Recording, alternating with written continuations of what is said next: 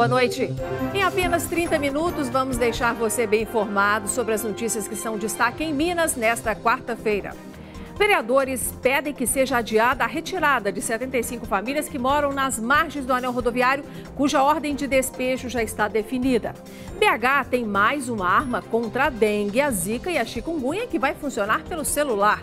Empresas de ônibus aqui da cidade, na capital, ainda não decidiram se vão recorrer contra a decisão judicial que impede aumento de passagens. O barulho dos fogos de artifício, tão comuns nesta época do ano, são um risco para a saúde dos cães. Preparamos uma reportagem especial para te ensinar a proteger o seu pet.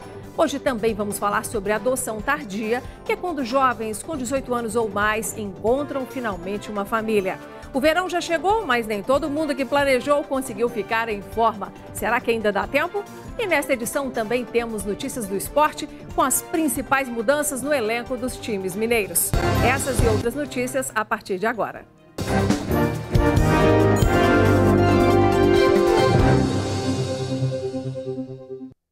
Abrimos o jornal com um assunto que é antigo em Belo Horizonte, mas que voltou ao noticiário hoje. A obra de ampliação do anel rodoviário, tão aguardada por todo o mundo, ainda depende da retirada de todas as famílias que invadiram as laterais da via. Quem já morava lá em 2013 foi beneficiado por uma decisão judicial que vai realocar todas as famílias. Mas dezenas de outras pessoas ocuparam outro ponto das margens do anel após esse período e a justiça deu um prazo para elas saírem, que termina dia 31 de janeiro. E hoje de manhã, a Câmara Municipal de Belo Horizonte solicitou à concessionária Via 040, responsável pelo trecho no anel rodoviário, onde vivem essas 75 famílias que ocuparam a área próxima ao pontilhão, ali da linha férrea da Avenida Tereza Cristina, que prorrogue o prazo desse despejo. Juliano está preocupado, não tem para onde ir com os filhos. No primeiro momento morei debaixo da lona, com sacrifício, molhando tudo, consegui telhar, levantar de tijolo bonitinho e consegui trazer meus filhos para morar comigo. Hoje os dois moram comigo, um de 9, um de 10, cuido deles sozinho e sair dali, num momento agora, eu não tenho para onde ir.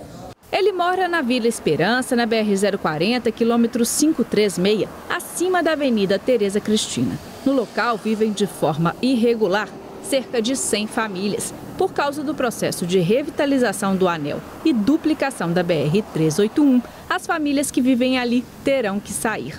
Elas não fazem parte do programa Concilia, que visa a retirada das famílias de forma humanizada. Esperava uma coisa melhor, eles arrumar um lugar para a gente, um canto, pelo menos 2 cômodos para cada um, entendeu? Para a gente tocar a vida da gente para frente.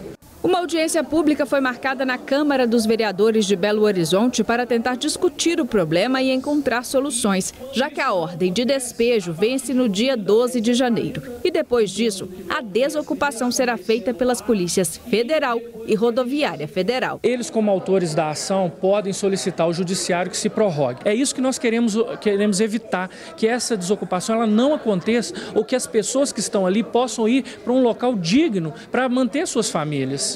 Vários órgãos foram convidados para participar da audiência, entre eles a concessionária Via 040, a Companhia Urbanizadora e de Habitação de Belo Horizonte, a Urbel, e o Departamento Nacional de Infraestrutura e Transportes de Minas Gerais, o DENIT, que não compareceu. À medida que a concessionária Via 040 ou o DENIT, se dispuserem, a investir recursos, nós podemos operar um programa de acolhimento de auxílio habitacional para essas famílias. A desocupação tem que acontecer porque a área não pode ser regularizada. Os moradores correm risco por morarem às margens do anel e a concessionária pode ser multada se a ocupação permanecer no local. Um dos grandes desafios para dar início às obras de ampliação do anel rodoviário é a retirada das famílias que moram no entorno. Elas não deviam estar ali. Ali não é lugar para se morar. Além de muito perigoso, pela proximidade com o trânsito intenso, as condições de moradia são totalmente inadequadas, tanto pela qualidade das casas, quanto pela ausência de infraestrutura, como redes de esgoto, água e energia. Essas famílias não deviam estar ali, mas já que por descuido das autoridades e necessidade absoluta, a maioria delas foi parar lá, é preciso ter ter cuidado com todo o processo. Porém, será que não dá para ser mais rápido? Será que toda essa demora de mais de uma década se justifica? Afinal, se por um lado estamos falando de famílias que não têm onde morar, por outro temos centenas de outras famílias que não têm segurança para transitar pela via, que é uma das mais movimentadas de Belo Horizonte. É provável que a gente termine 2018 e que o anel rodoviário continue com essa situação sem revitalizar, sem ampliar do mesmo jeito. BH tem mais uma ferramenta para combater a proliferação do mosquito Aedes aegypti. A Prefeitura lançou hoje um aplicativo para celular que tem alertas para lembrar o morador de vistoriar focos e ainda traz todas as informações sobre as doenças que o mosquito causa, a dengue, a zika e a chikungunya. Segundo uma pesquisa realizada em outubro deste ano, quase 87% dos focos do mosquito em BH foram encontrados dentro das casas. No corre-corre de todo dia, será que alguém se lembra com frequência de olhar se tem foco da dengue em casa? Já lembrou essa semana de fazer uma vistoria em casa para ver se tem foco da dengue? Não. Nada? Nada. Não tem. Não tem. Mas verificou? Verifiquei, eu saio de manhã, todo dia. Verifica o quê?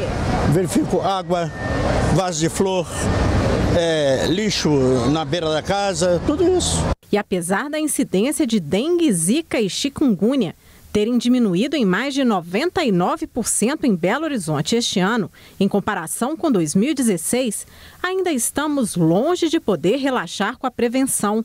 Foram registrados 905 casos confirmados de dengue na capital até agora, contra quase 155 mil em 2016, outros 19 de zika e mais 40 notificações de chikungunya. A tecnologia vai dar uma forcinha para incentivar a população no combate ao mosquito Aedes aegypti. Um aplicativo lançado pela Prefeitura da capital vai lembrar o usuário de fazer vistorias constantes em casa e verificar se há focos do mosquito. A nova ferramenta é simples de usar, pode ser baixada no celular e de graça. Pelo aplicativo batizado de BH Sem Mosquito, o usuário tem uma listinha de locais e objetos que precisa ficar de olho em casa, como vasos de plantas, ralos e pneus, para não deixar acumular água parada. E para não esquecer de fazer a ronda, o novo app emite um alerta para lembrar da tarefa. A preocupação agora é com o combate à chikungunya, que teve grande proliferação em outras regiões do estado, e com a dengue tipo 2, que voltou a circular com mais incidência.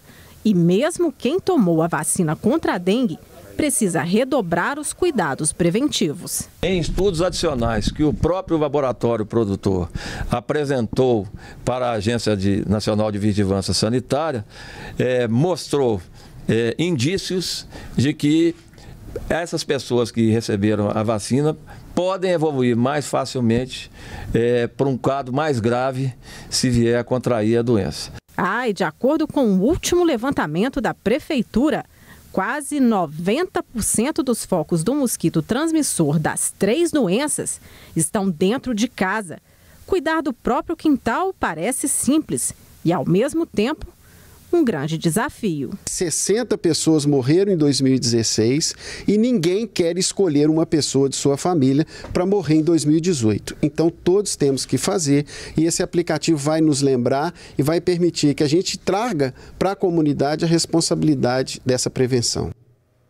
Foi enterrada hoje no Espírito Santo a síndica que foi morta com uma facada no pescoço por uma vizinha, crime que aconteceu na região oeste aqui da capital. A gente conversa agora com o repórter Igor Calhan, que tem mais informações. Boa noite, Igor. Olá, Inácia, boa noite. Olha, a Ludmila Rivas da Silva, de 37 anos, que era síndica do prédio onde ela morava, ela foi enterrada no município de Mimoso do Sul, como você disse, no estado do Espírito Santo. O pessoal de casa está, inclusive, acompanhando uma foto aí, fotos da Ludmila. Inácia, esse crime aconteceu na segunda-feira à noite, quando a síndica foi até o apartamento vizinho, onde ela ouvia muitos barulhos para ver o que estava acontecendo. Segundo a polícia, a suspeita do crime estava brigando com o filho de apenas 2 anos. Exaltada, ela abriu a porta e acabou acertando Ludmila com uma facada no pescoço. A síndica chegou a ser socorrida, mas morreu no hospital. A moradora está presa e a Polícia Civil segue investigando o caso. Inácia. Ok, o Igor fica com a gente mais um pouquinho, porque o nosso repórter hoje acompanha um outro assunto, que foi o aumento das passagens de ônibus aqui em Belo Horizonte.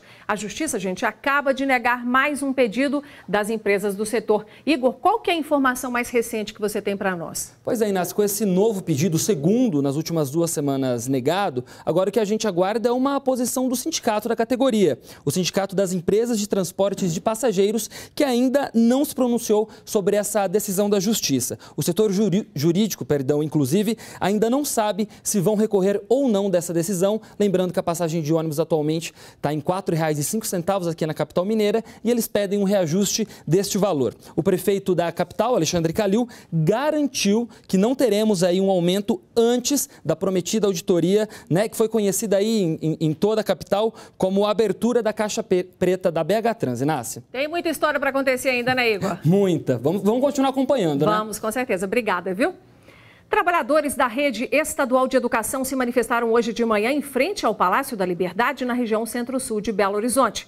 Os funcionários cobraram do governo do estado o pagamento do 13º salário. O movimento, convocado pelo Sindiúti, critica a decisão do governador Fernando Pimentel em relação ao parcelamento entre os meses de janeiro e abril do pagamento do benefício para todo o funcionalismo público. Quase todo, né? Porque algumas categorias ficaram de fora. Por meio de nota, o governo de Minas informou que a decisão de parcelar os salários dos servidores está atrelada à atual crise econômica do estado e que, portanto, as datas estabelecidas no parcelamento, incluindo as do 13º salário, estão diretamente relacionadas à possibilidade real de desembolso do Tesouro Estadual. O Réveillon está chegando e grande parte das pessoas já programou uma queima de fogos de artifício para a hora da virada. O espetáculo visual é lindo e há quem diga que renova as esperanças para o ano novo. Mas tem também o barulho que eles provocam e isso muita gente não sabe, pode ser prejudicial à saúde dos animais. Os cães têm ouvidos 20 vezes mais aguçados que os nossos. Nas fotografias, saudade. Pete e Bolinha, mãe e filha. 2 Fox Paulistinha que tinham um verdadeiro pânico de foguetes. Qualquer jogo de Atlético e Cruzeiro, qualquer Réveillon, qualquer festa que tivesse por perto, ela tremia, até o olho ficar muito vidrado, babando, até cair. Ela caía, é desespero, vocês não acreditam. E começava a ter convulsão, ficava dura e não tem o que você fazer, sabe? As convulsões causadas pelos fogos acabavam deixando sequelas, até que ambas faleceram. E apaixonada por cachorros, a Luciana não aguentou e já adotou outra cadela, né, Luciana? Então, a Lili, essa aqui é a Lili, né? Nós já estamos apaixonados por ela. Por enquanto, ela não deu sinal de estresse com foguete, mas para evitar isso, né? Agora no Réveillon nós já vamos passar quietinho dentro de casa, nada de festa, só protegendo ela para que ela não desenvolva a mesma pavor que as outras desenvolveram, né? De acordo com essa veterinária, os cachorros escutam um intervalo de frequência sonora maior do que o dos humanos. Por isso, são mais sensíveis. Os cães e os gatos, eles têm uma audição muito mais sensível, até 20 vezes mais sensível do que a nossa. Então, a esses barulhos, se para a gente já é incômodo, imagina para eles, né? Para a veterinária, o desespero ocorre devido ao instinto natural de proteção e fuga.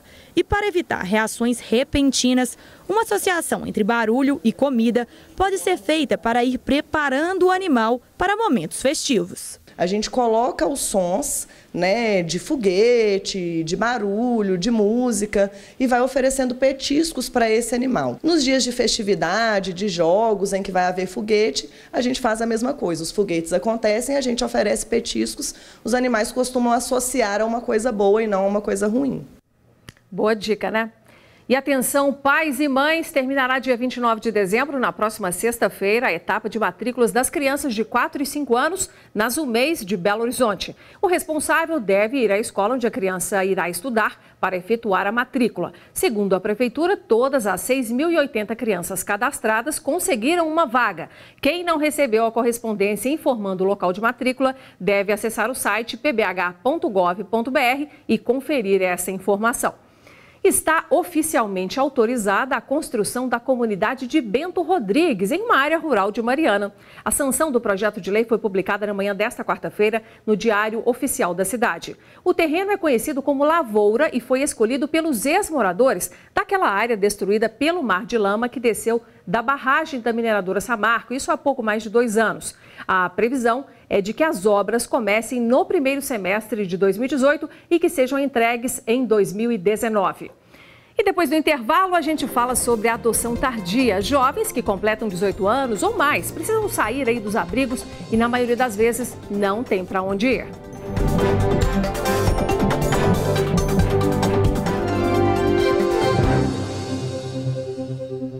Voltamos com as notícias do esporte. Atlético, Cruzeiro e América vão terminar o ano com times muito diferentes daqueles que disputaram o Campeonato Mineiro. O nosso repórter e comentarista André Salles já está conosco para falar destas mudanças. André, boa noite. Boa noite. Vamos começar então, gente, pela notícia mais quente do dia. O Marcos Rocha está saindo do Atlético e Roger Guedes está chegando. Você está aí, André, acompanhando a reação da torcida para ver se agradou essa mudança? Pois é, uma reação bem dividida mesmo. Não tem como desconsiderar a importância do Marcos Rocha na história recente do Atlético, né, Inácio? Ele estava nos principais títulos. A gente pode falar, em Libertadores ele estava, Recopa ele estava, Copa do Brasil. Jogador com muitos jogos, muito importante no Atlético, é um ídolo. Mas não queria ficar, queria mudar de áreas, então fica um ano no Palmeiras. O lado positivo é que vem o Roger Guedes, um jogador muito interessante, ele é jovem, 22 anos, a gente está vendo aí ele fazendo gols, foi muito bem na campanha do título brasileiro. Nesse ano ele não foi tão bem, teve até alguns problemas fora de campo, mas é um jogador jovem, pode ser recuperado e é uma característica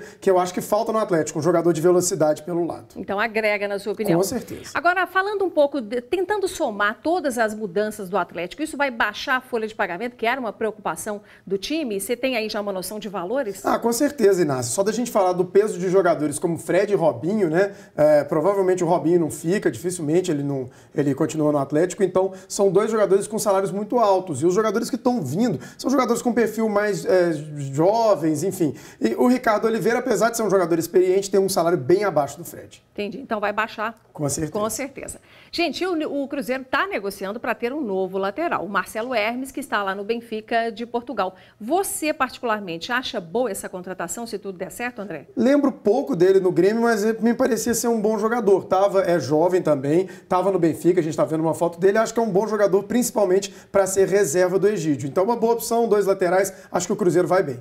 Agora tem uma outra história, voltando a falar do Fred, aí que você já citou, né? Essa história dele ir para o Cruzeiro, tem uma multa de contrato extra que o próprio Fred teria que pagar ao Atlético. Parece que o Cruzeiro vai assumir essa multa? Como é que está essa história? Exatamente, o Cruzeiro ontem se pronunciou, né? Caso essa multa seja cobrada, o Cruzeiro vai pagar, mas aí a diretoria do Cruzeiro tenta judicialmente, né, retirar essa cláusula ou mostrar que essa cláusula tem uma nulidade. Então nós vamos ainda ouvir muito dessa história, vai ter muita polêmica. Gente, tem novidade também no América, que vai jogar na Série A do Campeonato Brasileiro no ano que vem. Qual que é o reforço do Coelho mais esperado dessa temporada? O principal nome nem saiu de BH, o He-Man, que estava no Atlético, é um jogador muito interessante, foi bem no Atlético, fez muitos gols no Figueirense também, jogador que eu acho que vai agregar muito para o América. E aí eles conseguiram renovar o contrato do Luan e ainda trouxeram o Ailon, que estava no Inter. Eu acho que são bons nomes, o América vem forte, quem sabe continuar na Série A. E quem sabe novas notícias você vai voltar para contar. Obrigada, André. Obrigado. Nosso assunto agora é a adoção. Aqui em Minas, há 566 menores aguardando uma família adotiva. Bebês e crianças até 4 anos de idade são os mais requisitados aí por quem deseja adotar. Moças e rapazes que completam 18 anos precisam sair dos abrigos e, na maioria das vezes, não tem para onde ir. Para mostrar a importância da adoção tardia, nós preparamos uma reportagem sobre o tema. Fomos conhecer uma família aqui de BH que fez questão de adotar um jovem de 18 anos. Estava nos planos da Viviane e do Cláudio ter uma família grande. E dentro desse projeto nosso, tinha tanto os filhos biológicos quanto os filhos adotivos. O casal participava de vários grupos de adoção tardia e foi através de um projeto promovido pelo Tribunal de Justiça de Pernambuco que eles encontraram um filho, o Williams, hoje com 19 anos. Quando eu vi o vídeo, eu já vi o meu filho ali, ali o amor já nasceu. Williams quase não acreditou quando recebeu a notícia que havia sido adotado, que iria viver o sonho de ter uma família. Fiquei muito emocionado na hora. E aí A partir dali minha vida já começava a mudar. E aí já foi como se a gente se conhecia há muito tempo já. Ele sabia pouco sobre Belo Horizonte. Já tinha escutado falar? Só de Ronaldinho, do futebol. Mas mudar de cidade não era problema para quem estava realizando um sonho. Aliás, o único problema que ele enfrentou por aqui foi o clima. Quando eu cheguei aqui, que eu saí de dentro do aeroporto, eu pensei que tinha ar-condicionado fora do aeroporto. Eu perguntei para eles, porque era muito frio mesmo. O Williams foi prontamente acolhido pelo irmão mais velho. Todo mundo quis muito e se identificou muito com a história toda, com a vontade de adotar. O que aconteceu com Williams, infelizmente, é uma exceção no Brasil, pois boa parte dos adolescentes que vivem hoje nas instituições de acolhimento não conseguem realizar o sonho de ter uma família. Alguns dizem que querem passar pela experiência da maternidade desde os primeiros dias de vida da criança, do bebê. Outras pessoas dizem que temem a experiência de vida que essa criança já possa ter tido.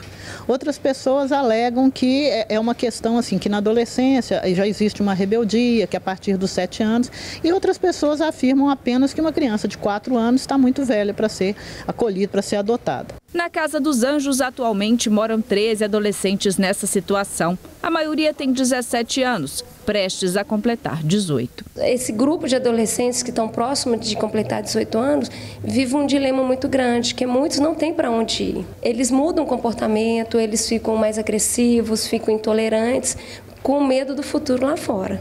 Na casa, os jovens recebem ajuda, fazem cursos profissionalizantes e trabalham em instituições parceiras. Desde a chegada é trabalhada a autonomia, inserção no trabalho, atendimento psicológico e acompanhamento escolar. A instituição de acolhimento tem o dever de promover a convivência familiar e comunitária desses adolescentes. Mas com relação ao trabalho, é um direito deles serem inseridos nesses programas de profissionalização. Esse jovem de 17 anos está há pouco mais de um ano na instituição. Ele trabalha e estuda, mas tem poucas esperanças de conseguir uma família substituta. Eu acho que adotado, acho que não dá.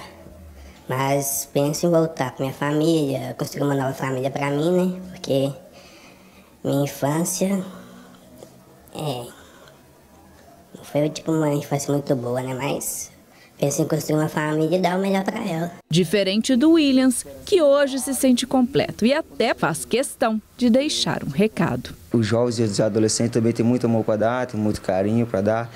Eles, às vezes, são esquecidos pela sociedade. Antes eu via os pessoal passando com sua família, eu ficava olhando e ficava muito triste porque eu não tinha família, né? E hoje eu tenho, e hoje eu não estou nem aí para deles, isso eu estou aí para mim.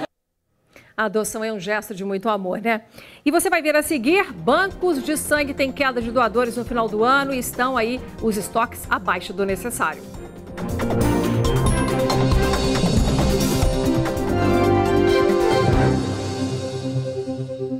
O estoque do banco de sangue da Fundação Hemominas já está em baixa para alguns tipos sanguíneos, como o O.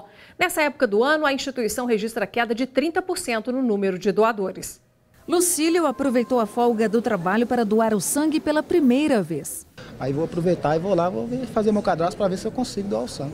Essa também é a primeira vez que Nádia doa sangue. Encerrando um ano, fazendo alguma coisa boa para alguém, né? Júnior estava de passagem pelo centro da cidade e aproveitou para fazer a doação. Essa já é a terceira vez. Vai ajudar muitas pessoas para que precisam. Mas nessa época do ano, com feriados prolongados e férias, o número de doações cai e compromete o estoque de sangue. Com isso, muitas pessoas que poderiam ser salvas correm risco. Esses dias nós estamos com um estoque bastante crítico, especialmente do sangue do grupo O, tanto positivo quanto negativo. Um ato simples, mas tão importante que o Fábio, só aqui no Hemominas, já doou 22 vezes. Por que doar tantas vezes, Fábio?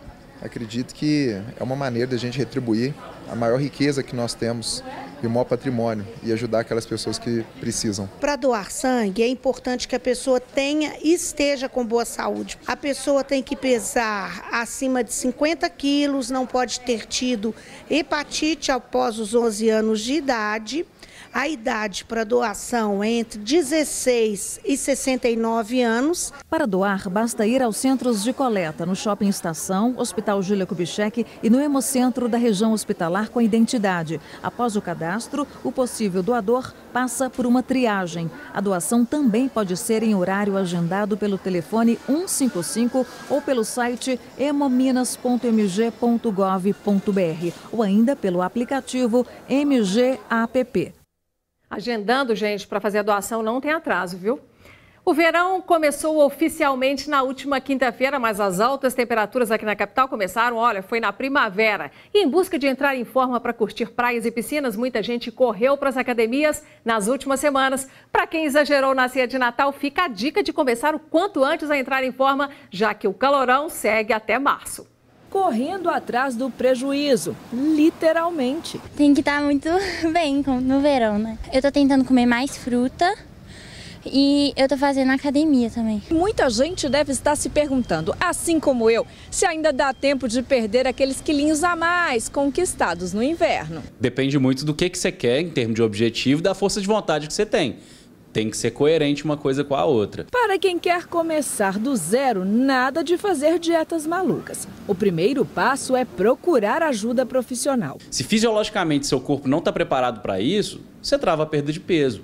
É o caso da pessoa que caminha, fica 2 horas na esteira, diz que não come muitas vezes, é verdade, não perde 1 grama. Esse metabolismo ele não está preparado para tamanha restrição. Cada um pode fazer um tipo de restrição e uma restrição tem que ser bem específica de a qual nutriente tem que se restringir. Se é a gordura, se é mais proteína ou carboidrato. É importante unir a alimentação saudável à prática de atividade física. Fernanda está super focada e aproveita o horário do almoço para fazer crossfit. Há umas 2 semanas atrás já fui no nutricionista, que eu acho também que é importante, além do exercício, e estou pegando firme. E para essa turma do crossfit, não tem moleza não. Aliás, a modalidade é uma boa opção para quem quer sair daquela rotina das academias. Uma atividade que não é monótona, que é coletiva. Cada dia é um treino diferente, faz com que a pessoa se motive mais e ela não se canse com a rotina de treinos. E ela sai daqui todo dia com a sensação de treinei. Tô precisando de crossfit, viu, gente? Bom, nosso jornal fica por aqui. Eu agradeço a sua audiência e a partir de agora você acompanha o Jornal da Band com as notícias do Brasil e do mundo. A gente volta amanhã. Até lá.